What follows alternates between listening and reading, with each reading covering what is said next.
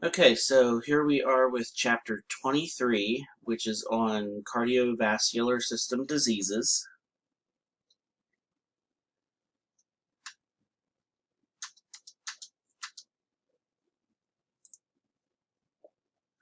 And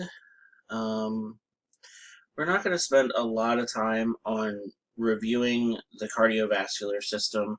Obviously, we're talking mostly about the heart and the blood vessels. This is kind of the major first topic of AMP2. So those of you who have had AMP2 before, hopefully you remember a lot of the stuff about the heart and the blood vessels. Those of you who are taking AMP2 right now, it should hopefully be very fresh in your mind. And of course, the lungs are highly associated with the system, not really part of the system, but definitely associated with it. That's why we lump together the cardiovascular and respiratory system diseases. We put those in the same unit. It makes sense to include all of them together. The function of the system, delivering oxygen and nutrients to the body tissues, and then removing carbon dioxide and waste materials from the body tissues. So very much transportation of nutrients and oxygen, very, very important. The blood itself consists of water, the major types of blood cells, which of course we've talked a whole lot about the white blood cells. And of course, the red blood cells make up the majority of the blood, and they are the ones who carry the oxygen and the carbon dioxide. Blood also has various proteins and dissolved materials in it. Um, your blood, for the most part, should be sterile. Now, sure, there's going to be, a bacteria or virus kind of here or there in the bloodstream, but it should certainly be kept to a very, very minimum amount. And of course, that's one of the major jobs of macrophages and neutrophils is to keep the blood as clean and sterile as possible.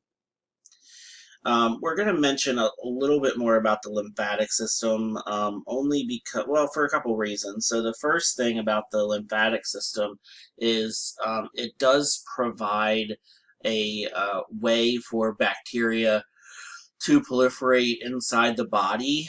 Um, I think I've said before in this class, like I really kind of like hate the lymphatic system in a way because what it does is it does drain excessive amounts of fluids, um, but for the most part, it just provides a way for cancer and infections to spread.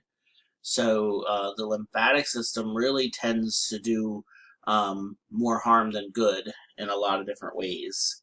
So just to kind of remind you about the lymphatic system, and your book talks about the lymphatic system on page 639.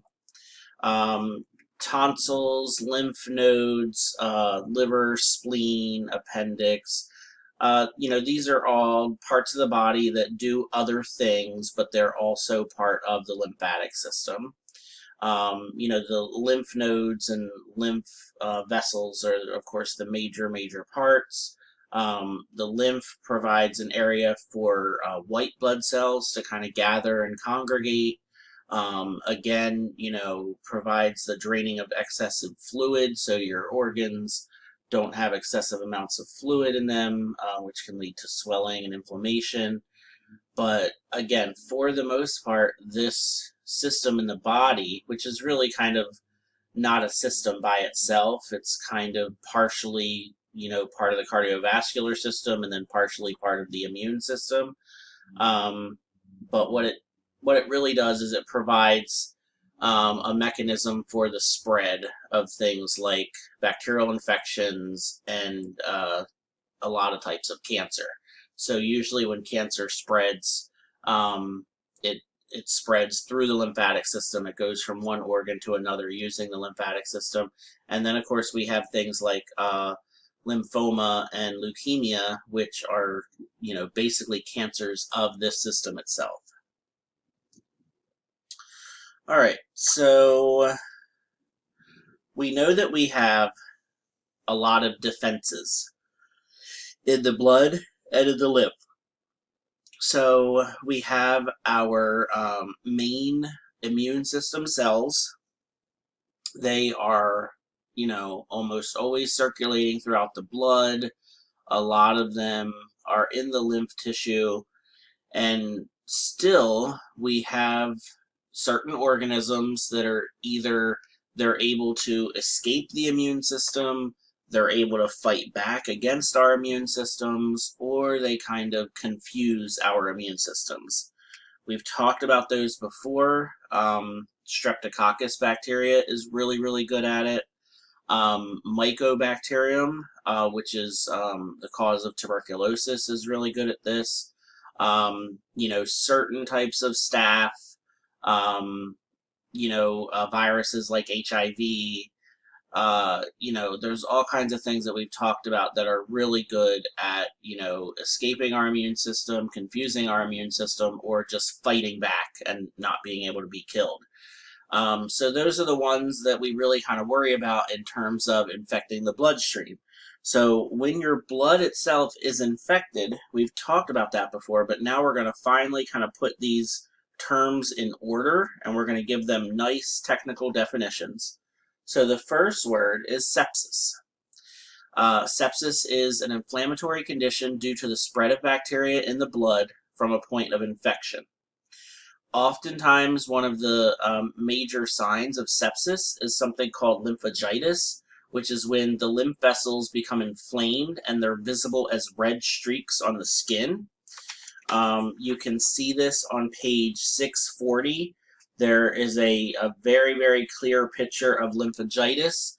Now, of course, if you have darker skin, this is not something that's going to be very apparent. So, we've talked before about there's a lot of things that can kind of, be kind of a warning sign or a symptom that appears on the skin, but it's almost always, if you have lighter skin. If you have darker skin, you're not going to really see something like this. One of the major other things about sepsis, though, is, usually a high fever, and certainly you're going to feel very sick. So be careful with these terms. It's very easy to mix them up. If you remember them in the correct order, I think that helps a lot. The next term is septicemia. So septicemia is when the bacterial pathogens in the blood are allowed to proliferate. So this is kind of like the next step of sepsis. So first you get sepsis, and then you get septicemia. The other term for septicemia is blood poisoning. So sepsis is kind of that initial spread of the bacteria from an infection. Septicemia is when the bacteria that has spread out into the blood is now able to proliferate or, divide. I almost said reproduce, but not really correct word. So that's septicemia. So again, septicemia, same thing as blood poisoning. Then we get to severe sepsis. So severe sepsis is when there is a drop in blood pressure and one organ fails due to septicemia. So this is kind of like getting worse, getting worse, getting worse. And then finally we have septic shock. Septic shock is when more organs begin to fail. The blood pressure cannot be raised, even with medications and with blood transfusions. And then usually death occurs at this stage. So you definitely want to know these 4 terms in the correct order, because I think knowing them in the correct order helps you to remember their definitions. So they basically, sepsis is really bad, but it just gets worse and worse and worse until it leads to septic shock. So we're going to continue talking about sepsis because there's different types of sepsis. So we already know this, okay? Gram-negative bacteria tend to be more dangerous. So if a patient is septic or a patient is experiencing septicemia or even, as horrible as septic shock, it's probably this one. Gram-negative sepsis is the more common one because it is the more dangerous one. So it kind of makes sense that if gram-negative bacteria is the more dangerous of the two, then it's the one that's more likely to cause sepsis. The other term for gram-negative septic shock is endotoxic shock. because, of course, gram-negative bacteria, they're the ones that have the endotoxin. It is possible to have gram-positive sepsis. That would be the result of certain exotoxins that, we've talked a little bit before, and we'll continue to talk about other types of exotoxins, especially in the digestive system chapter. And then also bacteria known as enterococcus can cause wound infections and urinary tract infections. And enterococcus is one of the major, gram-positive species that can actually cause sepsis. And then puerperal sepsis is also known as childbirth fever. And this is a nosocomial infection. So this is from surgical instruments and unclean hospital conditions, and this is, this usually occurs in newborns. And then usually it's the cause of it is Streptococcus pyogenes. So we already know how incredibly dangerous Streptococcus is to newborn babies. We talked about a lot of skin problems and skin issues that it can cause. That was in chapter 21. The Streptococcus pyogenes, it's very dangerous. We've talked about it so many times before. And we technically we haven't even officially talked about strep throat yet in class, believe it or not. We have not mentioned, strep throat on a PowerPoint yet. We will get there in the next chapter. But you just have to remember there's a lot more to this bacteria than just strep throat. So speaking of our little friend there, Streptococcus pyogenes, one thing that it can cause, I shouldn't say one thing, I should say one of the many things that it can cause is called subacute bacterial endocarditis. And this is an infection of the heart. It's very serious. Of course, anytime you're talking about an infection of the heart, it's going to be serious. This is especially dangerous for anyone with any underlying heart conditions. People that are born with, congenital heart defects, people that have had heart attacks. It's very, very dangerous.